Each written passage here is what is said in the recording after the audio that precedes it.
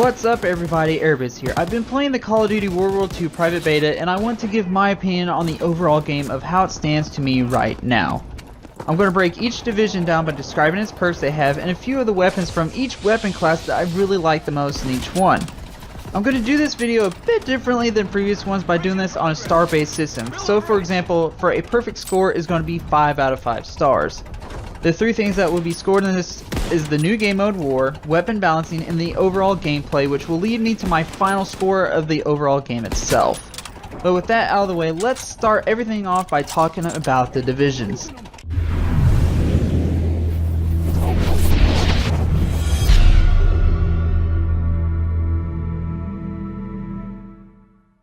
What are the divisions? Well, it's a class-based system that gives the player different choices depending on his or her playstyle.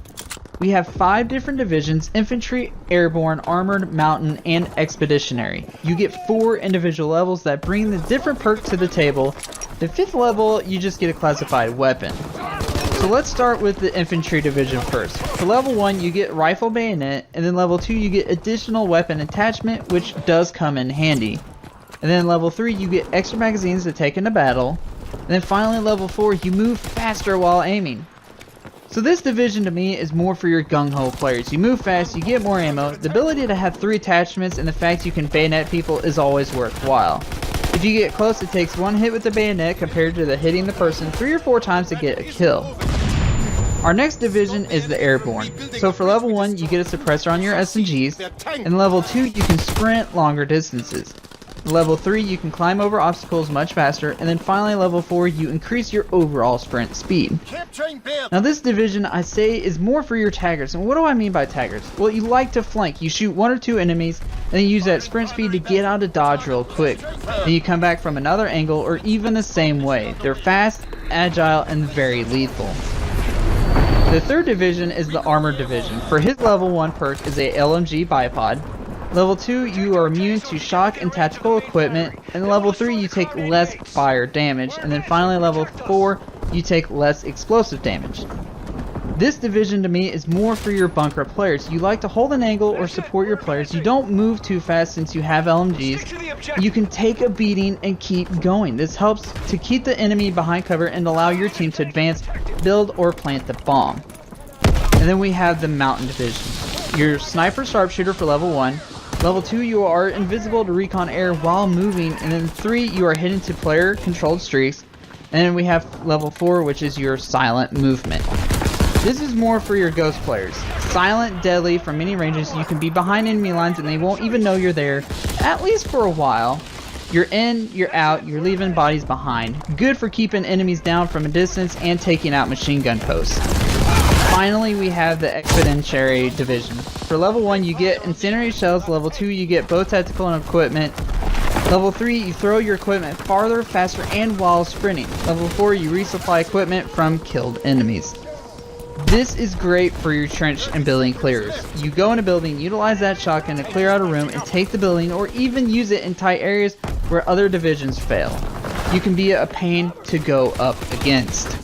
Next, let's talk about the weapon classes. You can interchange the weapons with the division classes. So for example, use mountain class, you can use an LMG or automatic rifle. You just won't get the full benefit of that division.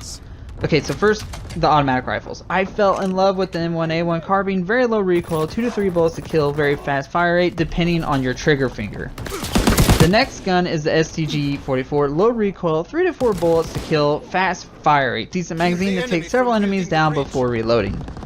And then for submachine guns, I love the grease gun. Low recoil, medium fire rate, and it takes 3 to 4 bullets to kill an enemy, which isn't bad at all. And then the next up I like is the Type 100. This gun has decent fire rate, medium recoil, but it is easy to manage, great damage, and has the best range of all the submachine guns in its class. For LMGs, it's almost a toss-up between the loose gun, which has medium recoil, but makes up for it with that high damage and its fast fire rate. For the brand, it has a slow fire rate, but its damage is amazing with 2 to 3 bullets to kill somebody. And then same thing for sniper rifles. It's another toss-up between the Commonwealth or the M1903. Both have a one-shot capabilities. The Commonwealth just has a slower rate of fire, and the M1903 has the largest one-shot kill area. And for shotguns, I definitely enjoy the M30 Luftwaffe drilling. good range with good damage. Pistols for me has to be the 1911. It has great damage, 2 to 3 bullets, good fire rate, small mag, but makes up with it with that damage output. Now the launchers, it's kind of your choice. Bazooka is good for air while the Panzer is good for infantry. Before we get into scoring the game, I want to mention the fact of the basic training part. This gives you additional perks. I won't cover them all because they have a lot of choices, depending on you and your playstyle on what badge you want to pick. So I have 3 badges I chose for examples. The first badge I have is the Forge badge. This allows you to resupply from killed enemies. And then we have the Lookout badge, which enemies appear from further ranges and then increases the minimap coverage. The final badge I have is the Rifleman badge. This allows you to take 2 primaries and swap them faster. So for example, the Rifleman badge would be great for snipers. You have your sniper rifle, but if they get too close, you can switch to your submachine gun or your automatic rifle to help you gain some distance until you can switch back to your sniper. Okay, onto the scoring system. To start the scoring system, let's talk about the game mode war. I love this game mode. Instead of the run and gun style shooter, they added objectives in to slow the gameplay down a bit. In this, you either attack or you defend.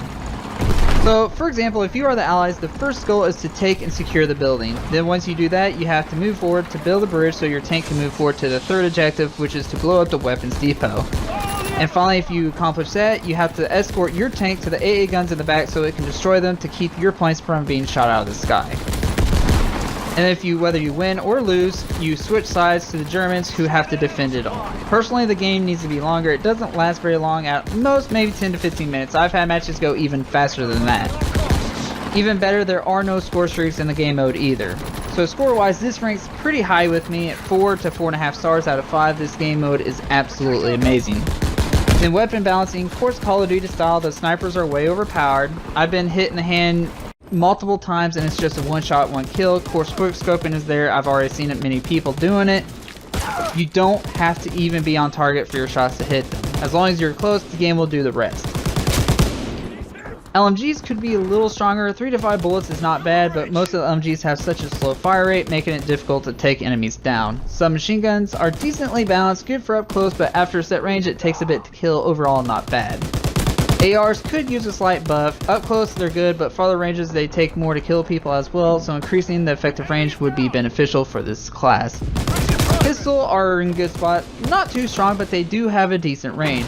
Launchers on the other hand, they could use some buffs. I've seen videos and even myself have shot people and launcher hit within 3 to 5 feet in the blast radius and it does really nothing to them, so maybe increase the radius of this would be beneficial for the launchers.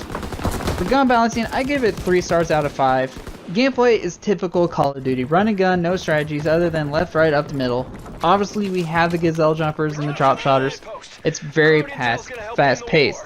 So score wise, this gets a 2 to 3 stars out of 5 for me. It's not bad, but it's not great either.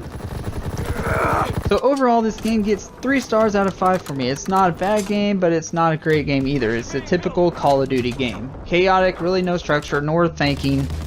I hope you enjoyed. Leave a like and a comment down below of your thoughts on the beta. Have you enjoyed it? I hope this helps in giving you a little insight to the game. This is my opinion though on the game. You may think completely differently and that's okay. What weapons do you like in the Division? Tell me down below. Until next time guys and girls, have a great day and game on.